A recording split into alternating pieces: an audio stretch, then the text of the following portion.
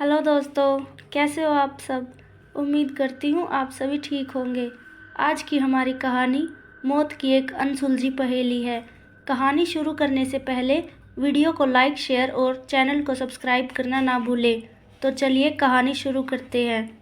ये बात उस समय की है जब हमारे ज़माने जैसे कंप्यूटर, मोबाइल नहीं हुआ करते थे। बात करने का एकमात्र ज़रिया लैंडलाइन फ़ोन हुआ करता था, जो कि कभी कभी ही लगता था या फिर कभी आउट ऑफ सर्विस रहता था। ऐसे ही किसी दूर सुनसान ठिकानों की खोज में एक लेखक निकल पड़ा था।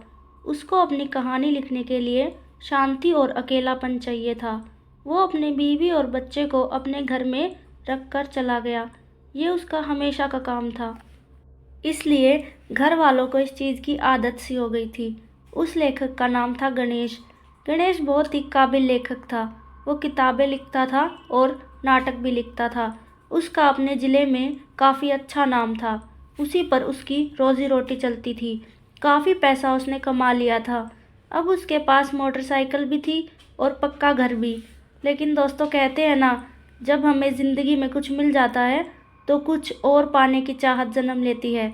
वैसे ही कुछ गणेश के साथ भी हुआ। उसको कामयाबी मिल चुकी थी, लेकिन वो और ऊपर पहुंचना चाहता था, जहां से ये दुनिया उसको छोटी लगे। गणेश एक गांव में पहुंच जाता है।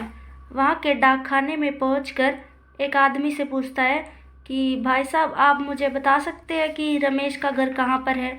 तो वो उसको एक पता देकर जाने का रास्ता बता देते हैं। उसकी मोटरसाइकिल चलते हुए एक घने जंगल में चली जाती है। हर तरफ पहाड़ और वहां से गिरते झरने की आवाज़ उसको साफ सुनाई दे रही थी। एक मोड़ आने के बाद उसको कुछ घर दिखाई देते हैं। वहां पे फॉरेस्ट वालों का एक गेस्ट हाउस था, जहां पे अब कोई नहीं रहता था। गणेश ने कुछ दिन वहां रहने का इंतज़ाम कर लिया था। बाहर से वो गेस्ट हाउस पूरा लकड़ी का बना था, लेकिन वो अंग्रेज़ों के ज़माने का था, तो उसकी बनावट में विदेशी झलक साफ दिखाई दे रही थी। बाहर बड़ा सा बरामदा और वहाँ रखी एक मेज और कुछ कुर्सियाँ। उसके बाजू में लकड़ी के खंभे लगे हुए थे। गणेश के सामान रखते ही वहाँ का चौकीदार भागते हुए आया और सामान उठाने लगा। गणेश ने उसको रोका और कहा, तुम घनश्याम हो क्या? मुझे बताया था तुम्हारे साहब ने तुम्हारे बारे में। तब घनश्याम बोला, हाँ साहब, मुझे मेरे मालिक ने यहाँ टेलीफोन करके बता दिया था कि एक बहुत बड़े साहब आने वाले हैं, तो मुझे उनका ख्याल रखना है। गणेश ने उसे हंसते हुए कहा, अरे मैं कोई साहब नहीं हूँ। तुम्हारे साहब और मैं साथ में पढ़ाई करते थे। मैं एक लेखक हूँ। कविता, कथा और कुछ नाटक भी लिखता हूँ। तुम्हें नाटक पसंद है क्या? घनश्याम बोला, हाँ साहब, मुझे नाटक बहुत पसंद है, लेकिन कभी देखने का मौका ही नहीं मिला। ऐसे ही बातें करते हुए वो लोग घर के अंदर चले गए। शाम का खाना होने के बाद घनश्याम और गणेश बाहर बरामदे में बैठ के बातें करने लगे। बाहर आग जल रही थी। दूर से जंगली भेड़ियों की आवाज़ें आ रही थी। घनश्याम अपने आसपास की जगह के बारे में बता रहा था और गणेश कभी उसके ऊपर ध्यान देता तो कभी उन सब चीज़ों को अपनी कहानी में रखने की कोशिश करता। बातें करते करते कब 11 बज गए पता ही नहीं चला। घनश्याम बोला, साहब, रात को अकेले बाहर मत निकलिएगा। बाहर जंगली सुअर, भेड़िए और कभी कभी तो शेर भी आ जाता है, कोई भरोसा नहीं। फिर वो दोनों अपने रूम में सोने चले गए। गणेश को थकान होने के बाद भी नींद नहीं आ रही थी। अब वो खिड़की खोलकर एक कुर्सी पर बैठ गया। जंगलों से बहुत ही डरावनी आवाज़ें आ रही थी। कभी शेर की दहाड़ तो कभी उल्लू की आवाज़ बहुत ही भयानक लग रही थी। उसको लग रहा था जैसे कि वो सब उसके आसपास घूम रहे हो। गणेश अब लिखने का सामान ढूंढ रहा था कि तभी गणेश अपने माथे पर हाथ रख के बोला, अरे मैं तो कलम लाना भूल ही गया। लगता है सामान में से गिर गया कहीं पे, या फिर मेरे बच्चे ने निकाल लिया होगा। उसके सामान में बस एक शाही की बोतल मिलती है। आज उसका दिन बेकार जाएगा। ऐसे सोचते हुए वो वहाँ रखी अलमारी ढूंढने लगता है। गणेश को तभी पुराने से कपड़े में लपेटा हुआ एक पुराना बक्सा मिलता है। वो बड़ी ही हैरानी के साथ उसे खोलता है। अरे वाह, मेरा तो काम बन गया। पेन भी है और एक बढ़िया सी डायरी भी। शायद मेरे दोस्त ने ही मेरे लिए ला कर रखी होगी। उसको पता है ना मैं लेखक हूँ। अपने दोस्त को शुक्रिया अदा कर गणेश उस पेन में स्याही डालता है और वो डायरी खोलता है। वो डायरी बाहर से बहुत पुरानी दिख रही थी, लेकिन अंदर से बिल्कुल नई जैसी लग रही थी। गणेश घर के अंदर था, लेकिन दूर से झरनों के पानी की आवाज़ वहाँ तक आ रही थी। उसने डायरी के पन्ने खोले और उसमें उसने उस पेन से लिखा, मौत का राज। जैसे ही उसने ये लिखा, जंगल में हलचल होने लगी।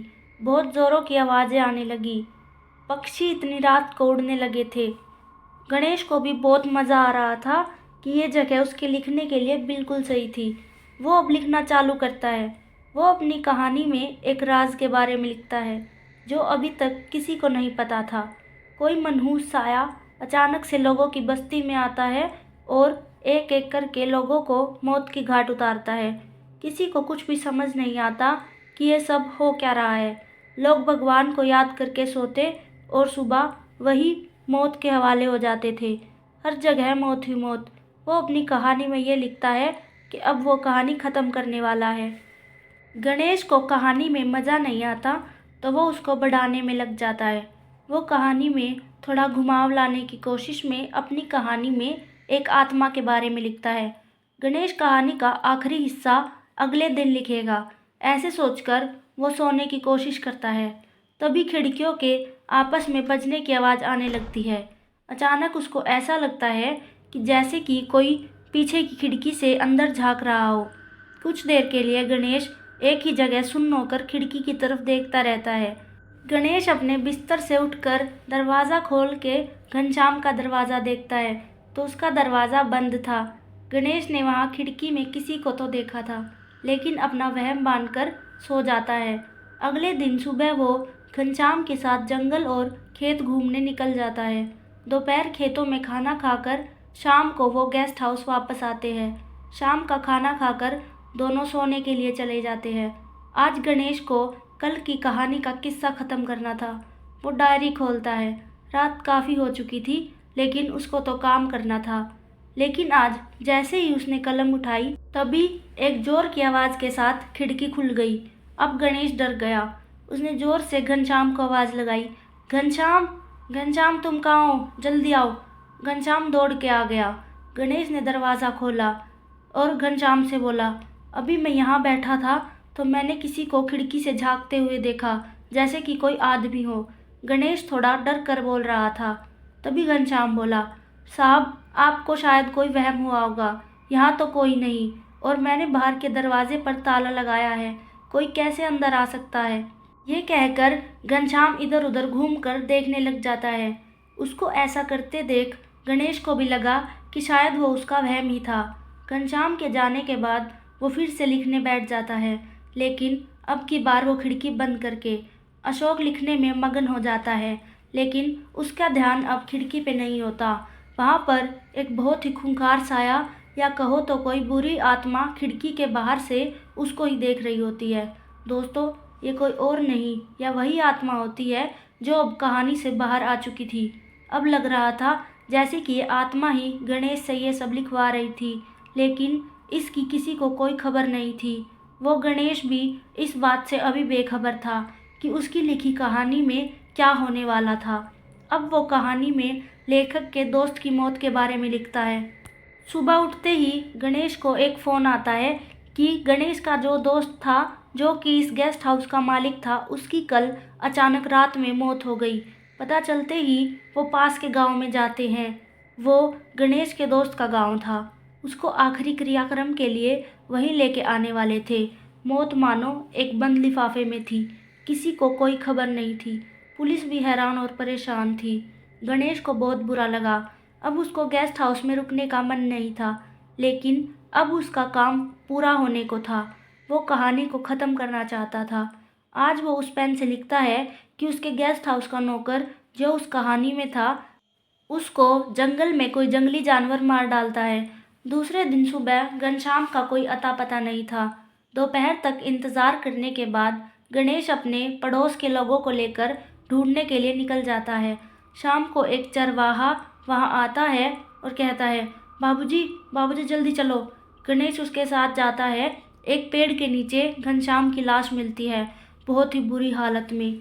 जानवरों ने उसको पूरी तरह फाड़ डाला था, देखने लायक नहीं था। पुलिस ने उस लाश को पोस्टमार्टम के लिए भेज दिया। अब गणेश को कुछ अजीब और बहुत ही भयानक होने वाला था, ऐसा लग रहा था। गणेश भी बहुत थक चुका था। गेस्ट हाउस आकर वो अपनी कहानी ख़त्म करना चाहता था। इतना सब होने के बाद अब उसका मन नहीं लग रहा था। गेस्ट हाउस आते ही उसने अपनी डायरी निकाली और उस पेन से उस डायरी में लिखा कि अब वो कहानी वाली आत्मा लेखक के परिवार को भी ख़त्म कर देती है, लेकिन किसी को कुछ पता नहीं चल पाया था। ये सब लिखने के बाद वो पानी पीने बरामदे में जाता है। वापस आता है तो वो अंदर का मंजर देखकर उसके पैरों के नीचे की ज़मीन खिसक जाती है। उसकी डायरी के पास एक बहुत ही डरावनी आत्मा खड़ी थी, जो गणेश की तरफ देख रही थी। गणेश चिल्ला उठा। पड़ोस के घर वाले भी आए, उन्होंने भी उस आत्मा को देखा। कुछ देर वहीं रुककर वो आत्मा अचानक गायब हो गई। गणेश ने वो डायरी उठाई और उसको गौर से देखने लगा। उस पेन से लिखी हर चीज़ उसके सामने जैसे जन्म ले रही थी। उसको विश्वास नहीं हुआ, लेकिन उसने उस कहानी में जो लिखा था वो सब हो चुका था। दोस्त और नौकर की मौत। अब गणेश ने लेखक के परिवार की मौत के बारे में लिखा था। लिखा हुआ तो वो मिटा नहीं सकता था, इसलिए अपनी गाड़ी लेकर बहुत तेज़ घर पहुंचने निकल जाता है। कहीं ना कहीं उसको यह एहसास हो गया था कि डायरी या पेन की वजह से ये सब मौतें हो रही थी। अब वो जो भी लिखता वो सब असलियत में हो रहा था, लेकिन बहुत देर हो चुकी थी। गणेश के घर के बाहर बहुत सारे लोग खड़े थे। बहुत भीड़ थी। गणेश कांपने लग गया। उसके पैर भारी हो गए। उसके लिए चलना मुश्किल हो रहा था। उसकी बीवी और बच्चे की तस्वीर सामने दिखने लगी। उसका हंसता खेलता परिवार खो गया था। एक ही झटके में उसका सुख चैन छिन गया था। गणेश खुद को संभाल नहीं पा रहा था। अपनी लिखी कहानी पे उसको बहुत गुस्सा आ रहा था। उसने अपनी पत्नी की चिता में वो डायरी फेंक दी जिसमें वो कहानी थी। शाम को सब लोगों के जाने के बाद वो अपने आप को कोसते हुए रात तक रोता रहा। लेकिन रात को अचानक खिड़की में उसे वही डरावना खूंखार साया दिखाई दिया। फिर उसको एकदम से याद आया, उसने गेस्ट हाउस से निकलने से पहले अपनी कहानी का अंत लिख दिया था। उस लेखक की मौत एक राज। अगले दिन लोगों को गणेश के घर में गणेश की लाश मिली। लोगों को समझ नहीं आया कि गणेश की मौत कैसे हुई। आज भी ये एक अनसुलझी पहेली की तरह है। तो दोस्तों, आपको हमारी ये कहानी कैसी लगी कमेंट करके ज़रूर बताएं। और अगर आपके पास भी ऐसी कोई कहानी है तो हमसे ज़रूर शेयर करें। चलिए मिलते हैं ऐसी ही एक और खौफनाक कहानी के साथ।